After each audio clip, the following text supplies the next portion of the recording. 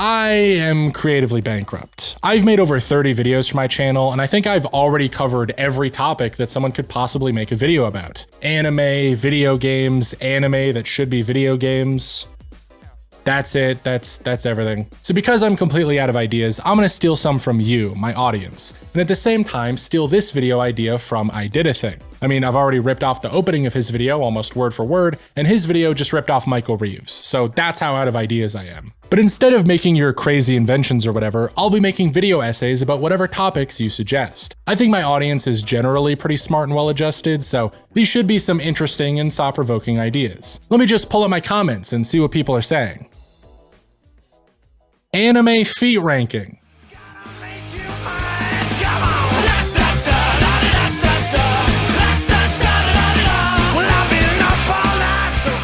But before we continue, this video is sponsored by Raycon. Mother's Day is only a month away, and what better gift can you give to the person who raised you than some peace and quiet? Now, I might not be able to offer a way to stop all the noise in your life, but with Raycon's everyday earbuds, you can get the next best thing. The ability to tune it out and tune in to something better. As someone who loves to have music or podcasts playing at pretty much all times, having a good pair of earbuds is a big necessity, and Raycons are perfect for that. They have customizable sound profiles, noise isolation and awareness modes, 8 hours of playtime, and a 32-hour battery life. Plus, sound quality rivaling all the big brands at only a fraction of the cost. I am quite literally wearing them to listen to music right now. There are tens of thousands of 5-star reviews telling you how good these earbuds are. And if you're not entirely convinced, they have a 30-day return policy just in case. So if you're looking for a great Mother's Day gift or just a little something for yourself, why not pick up Raycon's everyday earbuds today? Just click the link in the description or go to buyraycon.com/Lextorias to get 20% off your Raycon purchase, plus free shipping. That's 20% off and free shipping at buyraycon.com/Lextorias. Thank you to Raycon for sponsoring the video. Okay, let's try to find an actual video idea in my comments somewhere. Steal one from I Did a Thing and put all the shitty ideas into one video. Next, grow a beard. That is not a video idea. I can't just what the hell? How to make YouTube thumbnails. See, you're getting close, but that's still not a video idea. That's a question. Do you want a thumbnail tutorial? Because I don't really do those kinds of things.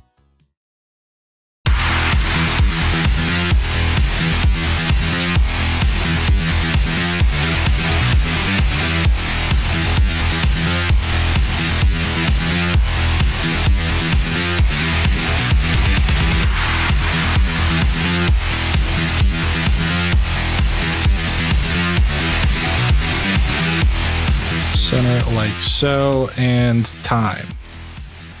11:31. That's a new personal best. Hell yeah, let's go. Dragon's Dogma 2 and the constant push of Capcom for microtransactions in good games. Ooh, topical. Why not? If you're out of the loop, Dragon's Dogma 2 came out recently and got a lot of hate online because of microtransactions. The base game, this sprawling epic single-player RPG, already costs $70 US, or for people like me in Canada, $100 fucking dollars. And this is already ludicrously expensive. You could go see Dune 2 in theaters 25 times like that one guy on Twitter for that much money, but on top of this, they decided to add random microtransactions for in-game items that cost a total of $60 more if you were to buy them all. So if you want, you can spend 2/3 of the total price of this already expensive game for such items as camping gear, custom sounds, a thoughtful gift, the character editor. Wait, what the fuck? Okay, so the item descriptions are terrible. About half the DLC listings are also for in-game currency and items that let you resurrect characters, which sounds like some mobile game bullshit, but really none of these items are that bad. The makeshift jail key, for example, advertised as a one-time consumable item that lets you break out of prison, can just be found in a pot in the corner of your jail cell about 50% of the time, and most of the other DLC items can be found or bought in-game just as easily. The character editor is maybe the dumbest of these actually, because the DLC item costs $250, but you can also buy it in the shop for 500 Rift Crystals, which can be earned in-game. Though 500 Rift Crystals are also for sale in the DLC shop for just $1, meaning there is no reason to ever buy the character editor DLC on its own because it literally just costs more money for the exact same thing. I genuinely don't think Capcom put any thought into this DLC, and this is a pattern for them because they have crammed microtransactions into single-player games for a while now, and they've all been just as useless. If you look at the Steam page for a game like Resident Evil 4 Remake or Devil May Cry 5, you can see microtransactions and additional content listed for over $150. Both games having a ton of color-swapped costumes and alternate soundtracks for like $3 each, but also having upgrade items in packs costing up to $10. Upgrade items that you do not need at all, even if you're pretty terrible at the game. In fact, Capcom even bundles just the unlockable DLC together for like $10 to $20 anyways, and pretty consistently has them on sale even when the full game isn't. If you want to get real crazy though, Monster Hunter World has over 200 microtransactions in it for a total of over $700. I literally could not fit them all in one screenshot, so here's me scrolling through them over the course of like a minute. All of these are useless, just pendants and hairstyles and stickers and shit, but the sheer balls to put that much in the DLC shop is certainly something. I wish that I knew who's behind this decision to cram every Capcom game full of the worst DLC imaginable, because I'm especially confused that adding DLC seems to be a mandatory from the publisher, but the actual content of the DLC just does not matter at all. It's as if the devs were told you had to be able to buy in-game items, but weren't told which ones, so they just scrounged some random shit off the ground and put it up for $1 each. My stance, of course, is still that microtransactions in a full-price single-player game is an affront to God and should be punishable with jail time, so I do hope that people keep pushing back on this BS to the point that Capcom stops doing it. Because even if all these microtransactions are comically bad value, they shouldn't be there at all. We've been letting publishers steamroll us with DLC because so many people will argue that it's not necessary or it's just cosmetic. But honestly, all of that is just bullshit to me at this point. If a game costs me $100, I'm not going to be happy with any microtransactions, even useless ones, and I don't think you should settle for that either. Do an anime tier list or a video that explains the different types of anime. Well, how about I do you one better and make a tier list of all the different kinds of anime while explaining them? Certainly no one's done that before. First, you have demographics. A lot of people still confuse these with genres, but really all these are the different groups that manga will be published and marketed for. Manga targeted at teen boys is shonen manga, which I'll put in C tier as a baseline. Manga targeted at teen girls is shoujo manga, which I'll also put in C tier because I'm not a sexist. Seinen is then manga targeted at adult males, so I'll put that in B tier because I'm an adult male. And josei is manga targeted at adult females, which I'll also put in B tier because once again, I'm not a sexist. Then you just have kids manga, also called kodomomuke, which is stuff like Pokemon meant for very young readers.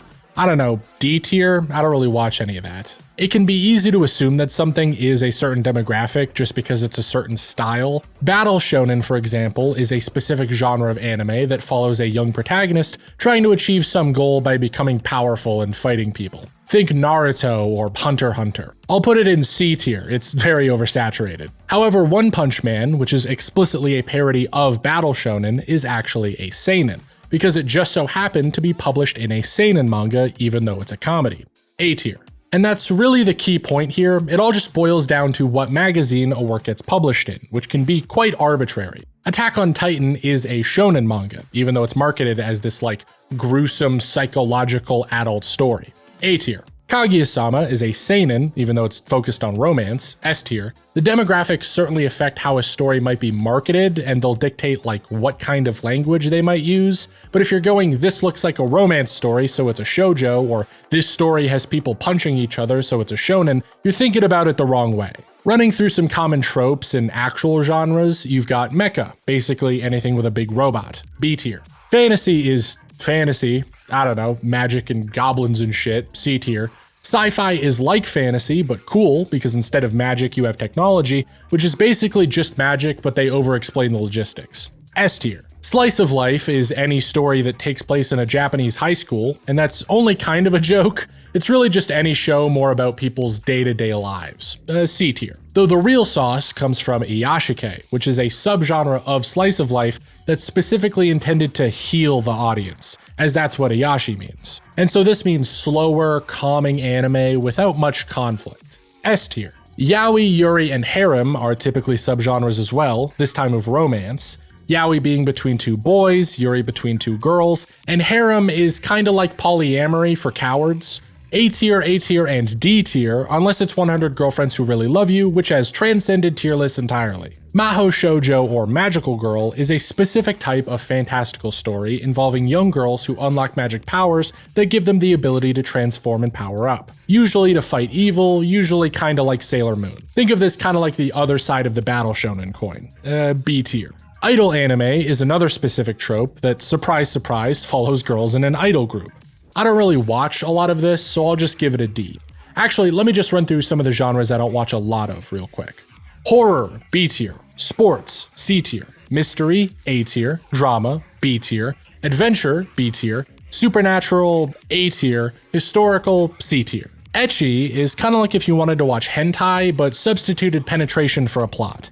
S tier and F tier simultaneously. And isekai is a bit of a hot topic right now. It was recently put into the Oxford English Dictionary, which caused a bunch of people to continue to misunderstand what it means. Isekai is not just fantasy stories. It doesn't even really have to be fantasy, though a lot of them are. Isekai stories are just stories about people who are sent to other worlds, typically by dying and getting reincarnated, which is called tensei isekai, sometimes by opening a portal and stepping in, which is a tenni isekai, and sometimes by being summoned by like God or something, which is called shoken isekai. Frieren and Goblin Slayer and all these fantasy anime where it's just a fantasy world and everybody is from that world, not isekai. Even Sword Art Online doesn't really count because they're just stuck in a video game. The getting sent to another different world is the distinguishing factor. The world itself does not matter. It could be sci-fi, it could be an alternate universe. In fact, the 20th century American classic John Carter of Mars, where the hero gets sent to Mars via like a magic cave, is considered a foundational work in the tenni isekai genre. Oh, and you'll also hear the word Naro isekai get thrown around a lot, and this comes from Shosetsuka ni Naro, or Let's Become a Novelist, a Japanese self-publishing site that quite a lot of isekai come from. It's this big community of fan writers who upload stories to the site for free, and quite a lot of these stories do get popular enough to get manga and anime adaptations. Think of it like Wattpad or AO3 if it was somehow possible to get a story there turned into a full TV show. The isekai manga and anime that come from this site being dubbed Naro Isekai in reference to this. And this is one of the main reasons so much isekai shares a lot of very similar themes and ideas and fuck-ass long titles. Most of it is coming from like one website and being written by amateur authors submitting works for publishing contests. I'll link to some videos from people smarter than me that explain much more about it in the description. I don't watch a lot of this genre, so I'll give it a C tier. However, I'll give the genre of YouTube video that complains about isekai an F tier, because oh my god, if I have to watch one more of those things, I will commit a war crime. But that's it, pretty much all the genres I can think of. There are obviously a lot more I did not think of, because genres are silly and I don't want to keep writing this video, so leave a comment with any that I missed and where you'd put them on the tier list. And hopefully I helped you understand a little bit more about anime if you had no idea what any of these words meant. The evolution of YouTube sponsorships. Now that is a video idea, and something that I haven't really heard anyone talk about. As you might know, YouTube started showing ads on videos in 2006, a whole year after the site was created. Though in its early stages, advertisements were specific to big brand accounts, making them much closer to sponsorships. The first major example of this is Paris Hilton, who promoted her album by uploading videos on her YouTube channel. Her channel was then sponsored by Fox, who would show video ads for Prison Break above Hilton's own uploads. The first big video ad served by YouTube itself seems to be for the movie Pulse, a 2006 remake of a Kiyoshi Kurosawa film that starred Kristen Bell and Ian Somerhalder. The original ad is just a regular video on YouTube too, so here's a clip from that. Maddie, I just got this weird email. It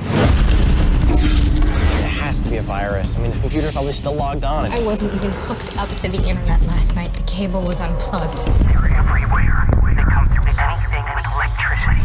They're gonna kill all. Those only kind of count as sponsorships though, because eventually ads would be played across YouTube within videos. And with the launch of the YouTube Partner Program in 2007, basically anyone could apply to get revenue from those ads. I mean, that's how I make my living. Actual sponsors, as in the sign a contract and do an ad read kind, did predate YouTube entirely. Obviously, big radio shows and whatnot would have sponsored segments, and with the rise of podcasts happening only a bit before YouTube, a lot of the first major sponsored content came from them.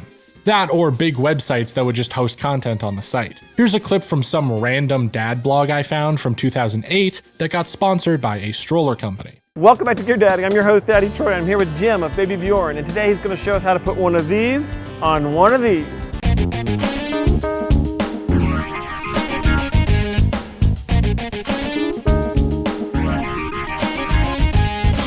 That site, by the way, no longer around. You can buy their domain if you want to.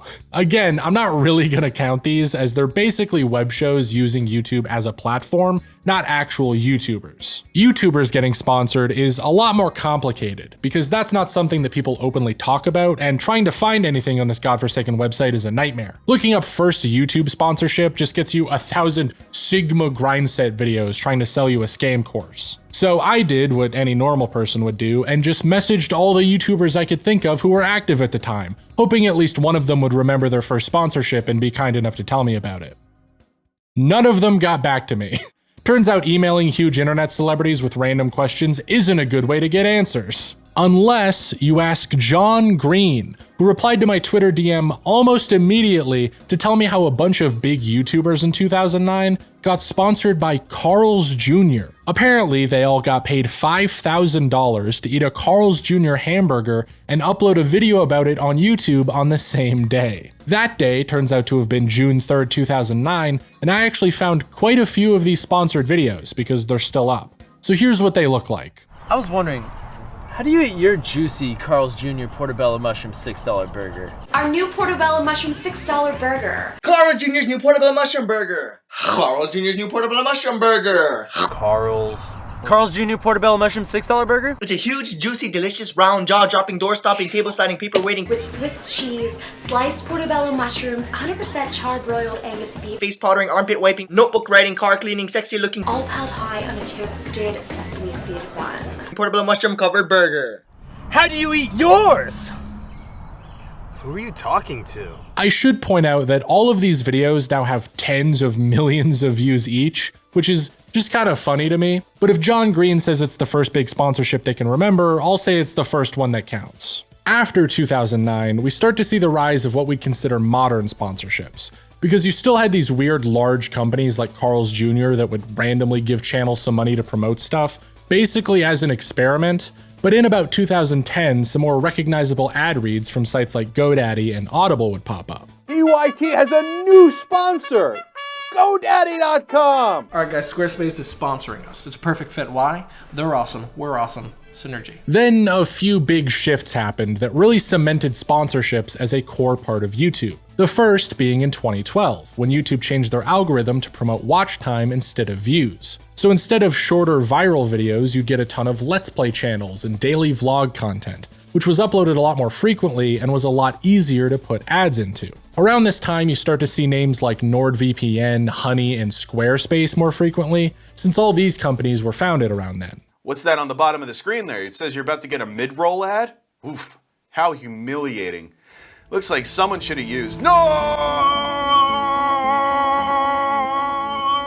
But the other, more dramatic shift came in 2016 and 17 with the adpocalypse. Something that started as this sort of chain reaction where YouTube got a lot of flack for showing ads on controversial videos, which was certainly not helped by some of the biggest channels at the time going through an edgelord phase. This caused a lot of advertisers to pull out or threaten to pull out of YouTube until they beefed up their content moderation, leading to the infamous yellow demonetization symbol that we all know and hate. Right around here, you also get the founding of another wave of popular sponsor names. Manscaped was founded in 2016, Raid Shadow Legends released in 2018, and Raycon, who sponsored this video, started in 2017. But before we continue, this video is sponsored by Raycon. So by about 2018, we've got an algorithm that promotes longer family-friendly videos, which sponsors would be more okay putting their name on. We've got a ton of creators who are more skeptical of their ability to make money from just YouTube ad revenue, and we've got all these new successful companies looking to advertise online. That seems like the perfect recipe for sponsors to really take off. And it's only a couple years before online content and companies blew up due to everyone being forced inside. So while I don't have any hard numbers to back this up, I guess this is when sponsored content started to become exponentially more popular, and as common as it is today. That is a very basic summary of the evolution of YouTube sponsorships though, and there's definitely details I'm not privy to, mostly because companies don't give out their numbers publicly and YouTubers don't either for the most part. But if I had to draw you a graph of the number of sponsored videos over time, it would probably look something like this. The real question, as is the case with pretty much everything that blew up in 2020, is what's going to happen to sponsored content in the next couple years. Because we're on the tail end of a bit of a bubble right now, and as we're seeing from places like the games industry, who just Thanos snapped like half their workforce, things are probably going to start receding real soon. I'd have to talk to someone who's been dealing with sponsors for longer than I have to confirm this, but I guess you're going to see another big shift in the next couple years. A shift to what? I don't know, but if I know one thing's for certain, it's that YouTubers are like cockroaches and we will find a way to make money.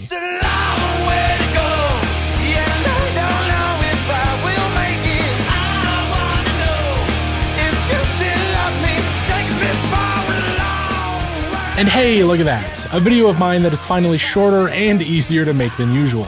I didn't even have to go insane doing research for this one. Thank you to everyone who submitted comments for video ideas. I wanted to make this as a way to cover all these topics that wouldn't make it into a full video otherwise, but some of your ideas were genuinely pretty good and I might turn them into full-length uploads in the future. Let me know what you thought of this sort of format. Ideally, I'd be able to make something like this again since it's pretty short and it lets me cover a wider variety of stuff, but people do like longer, more in-depth videos on my channel, so we'll see. As always, if you want to support the channel, you can do that on my Patreon for just $1 a month, which gets your name in the credits like all these cool people. And I might be doing a patron-only poll soon to decide what I upload next, so stick around for that. Thanks for watching, and I'll see you next time.